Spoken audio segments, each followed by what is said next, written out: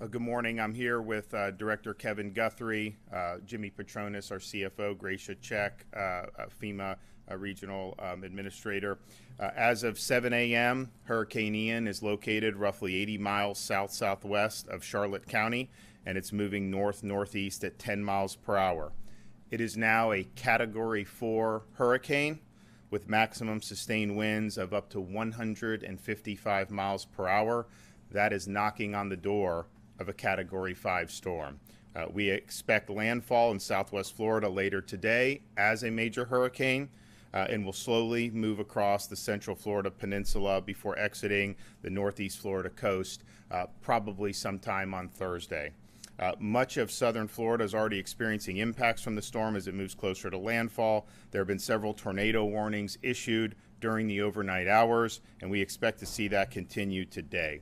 A storm of this magnitude will produce catastrophic flooding and life-threatening storm surge on the Gulf Coast of Florida, and the highest risk areas are ranging from Collier County up to Sarasota County. The current track has the storm making landfall in Charlotte County.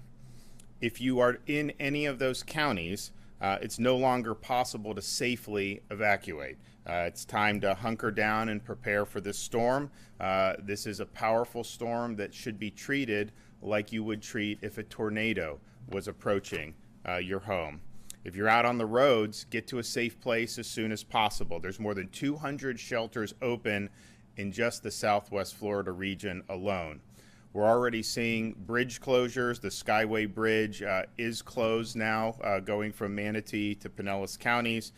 There's 40,000 power outages reported, but outside of southwest Florida, crews are responding to those power outages. Don't go outside in the eye of the storm. It's still dangerous. There's actually a calmness if the center of the hurricane is right over you. You think maybe the storm is past. That's not the case. It's still very dangerous. There's possibilities of tornadoes. It would also be very difficult to potentially get back into your home. So even if it seems calm, wait to make sure that the storm has actually passed. Once the storm is passed and it's safe to go outside, I urge you to be cautious. Avoid downed power lines. Avoid standing water. Stay clear of damaged trees. If you are using a generator for power, make sure that that is being operated outside your home. Do not operate that indoors. And then don't drive in flooded streets. People will look and think they can drive through it, and it doesn't work out well for them. As the storm has approached, we've already had enough winds to have local bridges closed. So the bridge on State Road 64, Manatee Avenue East, has now been closed. The bridge at SR 684 and Cortez Road has now been closed, and the John Ringling Causeway has been closed. And that is basically a function of when the winds reach a certain threshold. Obviously, you're going to see more bridge use suspended given the ferocity of this storm. This morning, Director Guthrie asked for additional airlift, hoist, and high water vehicles from the Department of Defense in coordination with FEMA. The Department of Transportation also has 1,200 personnel on standby to perform cut and toss operations. We're bringing in supplies by plane, boat, and by high water vehicle. All the airports in southwest Florida have leave-behind teams in place so that they will be able to get the runways in good shape once the storm has passed. We have 5,000 Florida Guardsmen activated, 2,000 from neighboring states. We have air assets, urban search and rescue teams stationed now in Miami that will be able to respond over to southwest Florida. Florida Fish and Wildlife, both vehicle assets, water assets, and air assets. And the U.S. Coast Guard is now staged 4 cutters. They also have shallow draft vessels ready to provide search and rescue assistance to the flooded areas. There are over 30,000 linemen staged and ready for power restoration efforts across the state of Florida, and that includes linemen across all of our major utilities, and a lot of these linemen are coming from out of state. So this is a major, major effort. Of course, the storm has to pass. There needs to be the ability for them to get in and access what they need to access, but that's going to be a priority, and Kevin and his team are going to be working hard on that. I want to thank the 26 states that have sent support to us during this time, including Tennessee, Virginia, Montana, Louisiana, New York, Colorado, Indiana, New Jersey, and Georgia. We very much appreciate the assistance. And as this storm hits, we've got massive amounts of assets that are staged, but we're already discussing about ways where we can get more value-added support. So most of you have said call, and we may be doing just that as the recovery efforts go forward. So this is a major, major storm. It's something that we knew was going to be significant. The strengthening of this over the last night, has been really, really significant. It's potentially that it could make landfall as a Category 5, but clearly this is a very powerful major hurricane that's going to have major impacts, both on impact in Southwest Florida, but then as it continues to work through the state, it is going to have major, major impacts in terms of wind, in terms of rain, in terms of flooding. So this is going to be a nasty, nasty day, 2 days.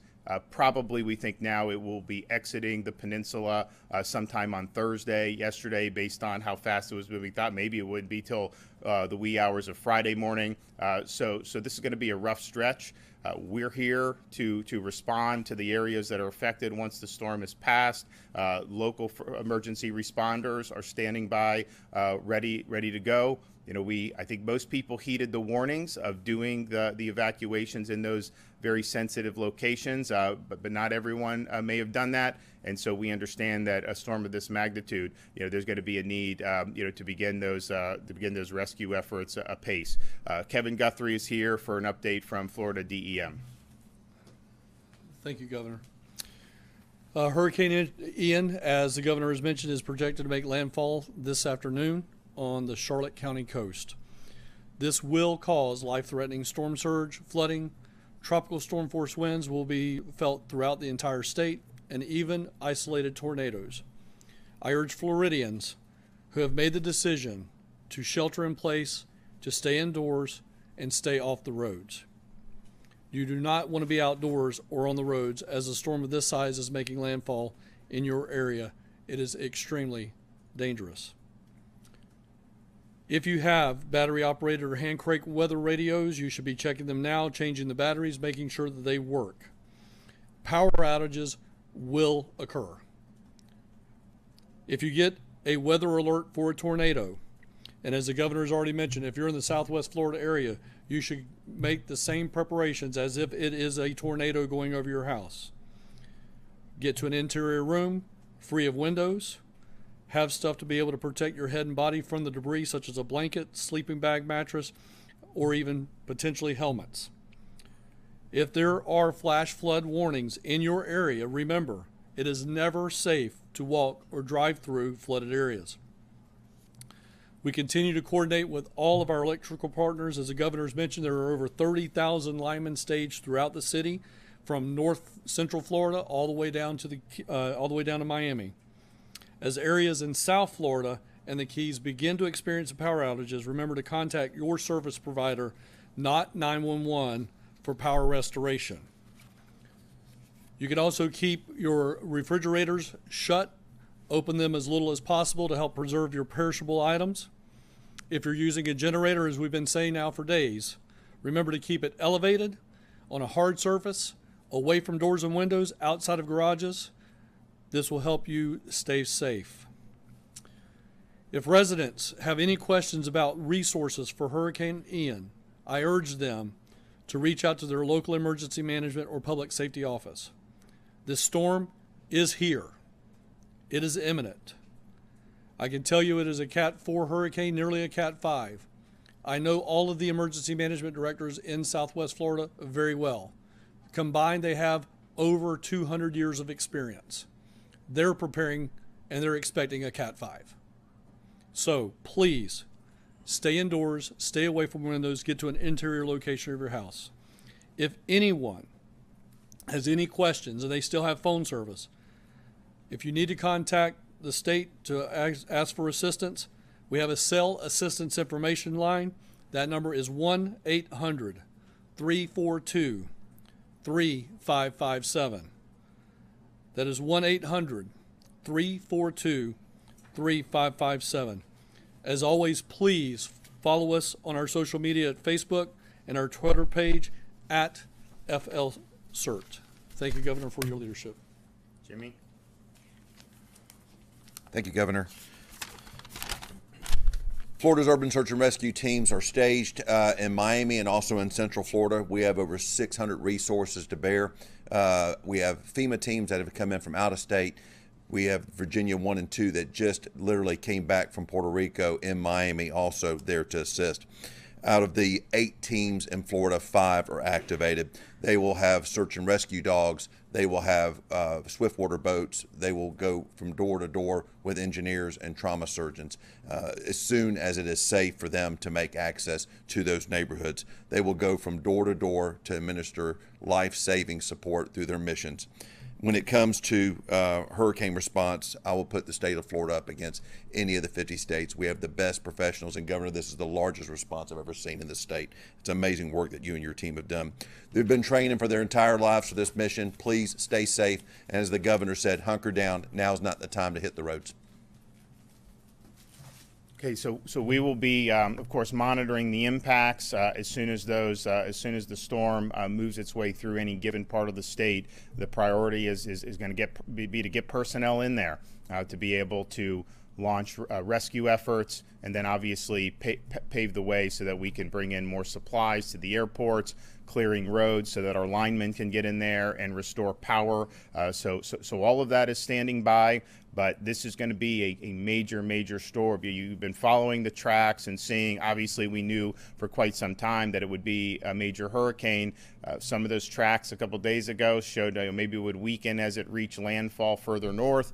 This one has just strengthened, and it is the real deal. So it's going to do a lot of damage. So people should be prepared for that. As Kevin said, there's going to be widespread power outages, and those power outages are going to occur not just in Southwest Florida, but in other portions of the state. Of course, it's a priority to give those linemen the ability to get in there and restore that. But people should just be prepared. There's going to be damage to infrastructure with a storm of this nature, and power and communications and all those things can be affected. Do what you need to do to stay safe. If you are where that storm is approaching, you're already in hazardous conditions. It's going to get a lot worse very quickly. So please hunker down, treat it like a tornado, and make sure that that your friends and family know where you are. We're going to have folks that are going to be there very quickly once it's safe. But this is the real deal. So happy to take some questions. One of the things we've been hearing is that about 2.5 million Floridians have been under some kind of evacuation order. You touched on it just briefly, but do we have any concept of how many people have heeded that evacuation order? Well, I think if you talk to the local counties, I think that I spoke with some of the folks in Lee County, and they said people are by and large abiding by it. Now, it's not going to be everyone. I mean, you guys know, have been in Florida, there'll be a major hurricane approaching. There'll be sometimes people want to go out and surf in that. That's just, you just have some people that do that. But my sense has been there's been by and large interest in treating this thing very seriously across those counties. I mean, I do think that when you have tracks that are uncertain, and this is just, it's an inexact science, but when they see it in North Florida, then moving down north of Tampa, then some people think, well, it's probably going to shift again, so why should I do that? We're at the point now, these aren't models, this is what the storm is actually doing, and so it is going to hit there. That's just the nature of it. So I think most people did. Of course, we've been stressing the folks in the mobile homes to make sure that they evacuated. Again, talking with the people on the local level, I think a lot of those people did. I don't think it's 100%. Question for Director Guthrie. This storm, is there a lot of resemblance to Charlie in the way it's going to cut across the state? And what is your best guess that's going to have on the people of Central Florida, Orange, Osceola, Seminole counties? So, yes, it does have a Charlie-esque feel. I think one of the things that's a little bit different with Charlie, I mean, again, on the prediction models, it may go through Central Florida at a less intensity than what we had for Hurricane Charlie, dumping more rain. As the governor mentioned earlier today, possibly speeding up just a little bit to getting out of here in 24 hours versus 36 hours. So that'll certainly help on the rainfall side of the house. But again, it does have a Charlie-esque feel, but it should not be nearly as catastrophic on the winds like we saw with Hurricane Charlie all the way into Central Florida. We do expect rapid weakening, but again, there will be tropical storm force winds, strong tropical storm force winds felt all the way through the central part and up into northeast Florida as a part of this storm. Yeah, we saw a lot of trees get plowed down during Charlie, obviously. So thank you. And I think one thing for Central Florida is because we've had a lot of saturation, those trees are vulnerable. So you're going to see trees are going to come down even with tropical storm force winds. It does not need to be hurricane force. So you are absolutely going to see that. That is going to cause interruptions in power. And of course, the sheer amount of rain that's going to come down is going to have a major impact across the center portion of the state. And even with the projected exit of the state in Volusia County, because of what it's going to do when it gets into the Atlantic, you're going to see impacts all the way up to Nassau County and Duval County, absolutely, in terms of some of the flooding and some of the other things that you will see because of the effects of this. So there will be significant effects, and you will absolutely see trees, you will see power interruptions, and you will see a lot of rain and water. With the Sunshine Skyway just closing, and I'm sure y'all anticipate many more closures similar to that, is there any time y'all anticipate them opening back up for first responders, that kind of stuff? So basically what happens on the bridges is once it reaches a certain sustained winds, it's no longer safe to go over, so that's when they close it. Of course, as soon as the storm passes and those winds go down, they immediately will go out and inspect the bridge to make sure there's not structural damage and to make sure it's safe. And then the minute it's safe, of course, for first responders, but also we want to get people back into their homes. And so if you're people evacuated out of Pinellas County, there's a lot of bridges that you need to take to get back to that peninsula. We want people to be able to do that. And the further it's away from the really strong winds, the less likely I think you will see major structural damage in bridges. If you look in Charlotte, Lee counties, I mean, you're going to end up in situations where you have a massive storm that's impacting those bridges. And it doesn't mean that they're not, a lot of these are built very well, but there's a lot that can happen. One of the things that Kevin and his team have done with the Florida Department of Transportation is instruct the securing of these barges that are in the water. When we had Hurricane Sally, you had a barge that was loose, ran into the bridge, and it knocked the bridge out. So that is something that is avoidable, and so that's been something, that message has been sent down,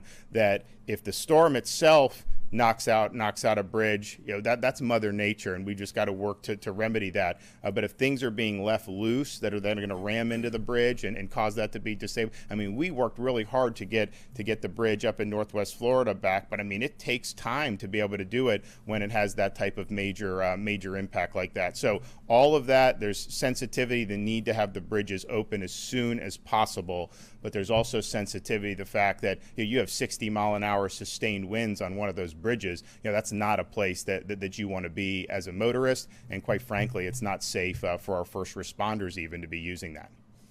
Given that there is a lot of rain and flooding and substantial storm surge associated with this storm, does it make it different than storms we've had in the past? Because I believe, Director Guthrie, last night you said there's going to be a great humanitarian lift that's going to be needed after this, especially considering some people may not have flood insurance, and that may be the biggest issue for a lot of them. So are there special preparations that you guys are taking for this storm that you maybe haven't taken in the past? Well, I would say, and I think Kevin would agree, in terms of the resources that have been staged, we prepared for Dorian. That came very close. That was a Category 5. That was massive. That was a massive mobilization that we did. We were ready if that would have hit Florida. This has been bigger in terms of the mobilization. I mean, the assets that we have are unprecedented in the state's history, and unfortunately, I mean, they're going to need to be deployed because this is a really significant storm.